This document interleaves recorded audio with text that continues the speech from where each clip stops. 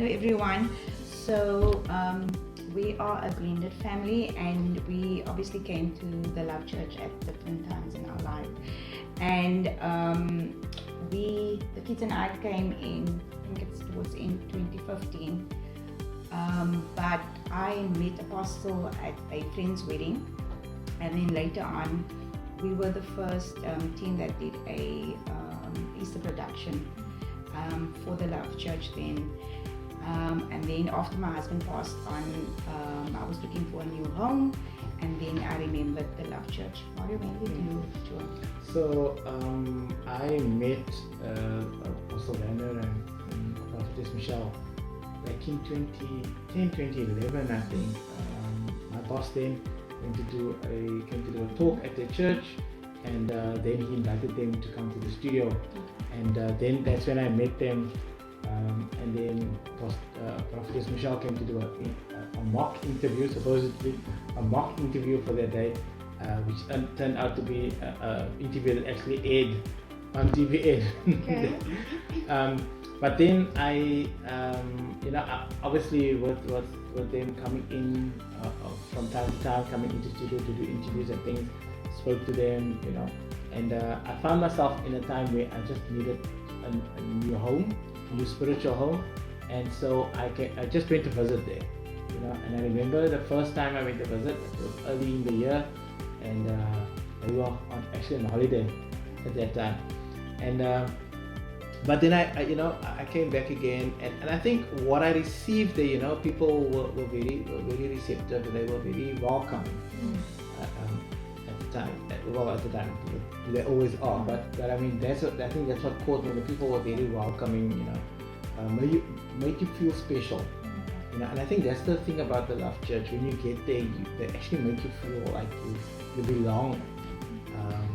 If you look at how we do our welcomes on a Sunday morning, we cheer for people, as if I'm so glad that you are here, and the feeling is that we are so glad that you joined us this morning, so we cheer for you when we ask you to stand and just say hi to you, and I think that's the great thing about the Love Church. For me, when I came with the kids, and my first experience with the Love Church was a bit difficult in settling in, but that is where I was at the time, with being a widow and two small kids, and it's a new environment. But eventually you settle in, and what I did was get involved. I got involved in the worship team, and that is how you learn to get to know people, and you build relationships. So that is how I settled myself into the church, and that has been an amazing journey for me. Definitely. Then, JT, when did you settle into the Love? Difficult in settling in, but that is where I was at the time, with being a widow and two small kids, and it's a new environment. But eventually you settle in, and what I did was get involved. I got involved in the worship team, and that is how you learn to get to know people, and you build relationships. So that is how I settled myself into the church, and that has been an amazing journey for me. Definitely. Then, JT, when did you settle into the Love Church, or when? When my auntie now look at Oh, okay. And you, Tiffany? I settled in when I joined the dance ministry, and when there were familiar people at the church. Okay. I also think that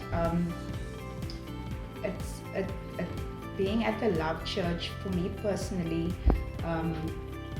if I look back at the then and the now, there's a big change. It's almost like if I look back at my last decade, I'm a different person. But not just also because, yes, a big portion of this life that happened. But if I look back spiritually, I have grown tremendously.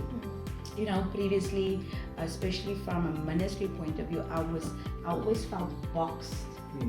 And for me now, the Love Church allowed me, our church allowed me to step out of the box, Yeah. to actually break the box Yeah, and yeah. throw it away. Yeah. And so that is what I love. I can be myself, and I can actually be the woman of God that He's called me to be, and even more. Yeah. And so I'm very excited for my next level at the church and where God is taking me to. The other thing what I love about the church is that what makes our house unique is that we're very current. Yeah. You know, True. we move as the Holy Holy Spirit Spirit moves, moves, as yeah. whatever the Holy Spirit says, or however the cloud moves. And that is very important in this day and age, is that to stay relevant, to stay, you know, to refuse to hold on to the old The old, yes. or old Right, ways, the you old know. ways, yeah. So you're always going to be challenged to push yourself to the next So next, yeah. and to what God requires in your current season or the next season of your life. And so that has been amazing. And I for think me. that's so important is that push. You know, like you say, you are able to grow spiritually and even look outside the box that you were used to. And I think that's the thing. I mean, for myself, being a person who doesn't like to be pushed out of the box, you know, or wouldn't necessarily get out of the box by himself. Yeah. You know, I like my box. But that's so great about our leaders is that they will push you to get outside the box, look outside the box. Yeah. So you're always going to be challenged to push yourself to the next So next, yeah. and to what God requires in your current season or the next season of your life. And so that has been amazing. And I for think me. that's so important is that push. You know, like you say, you are able to grow spiritually and even look outside the box that you were used to. And I think that's the thing. I mean, for myself, being a person who doesn't like to be pushed out of the box, you know, or wouldn't necessarily get out of the box by himself. Yeah. You know, I like my box. But that's so great about our leaders is that they will push you to get outside the box, look outside the box, find out where else God can use you, you know, and come to the realization that you're not just this, you're not just a media person, you're not just a singer, you're not just an usher or whatever. But there are other things that you can do. You can preach, you can speak the word, you can encourage other people. And I think that's also nice, and it played out so well during our COVID time, you know, when people who you would normally not see preaching actually stepped up and spoke the word, you know. And I think that's nice. Yeah. that's so nice about our church is that you're not just a member, man. You actually. And I think that's what we do when we speak to people on a Sunday morning. Is this is not about membership, but this is about partnership. You know, you actually, when you become a part of the Love Church, you actually come into a partnership with the Love Church. And let us not forget, one of the biggest things is that we meet each other. Yes. And so that is how we became a blended family, you know.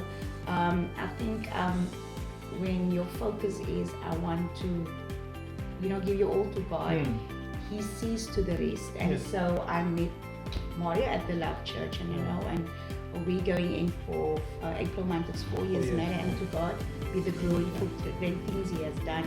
And so for those of you thinking of and listening to this, you know, should I pop in, should I come? You are always welcome. I always say to when we meet up with the new visitors on a Sunday morning, whether you going to stay or passing through, it's okay. Even if you're passing Even through. if just passing through. Even if you're passing through, it's like being an oasis, being just a pit stop. But God, wait. You need to hear from God as to where He's going to plant you, because when He plants you, He will grow you. And whether the winds and the storms come, you will be anchored. So you're almost welcome to visit us.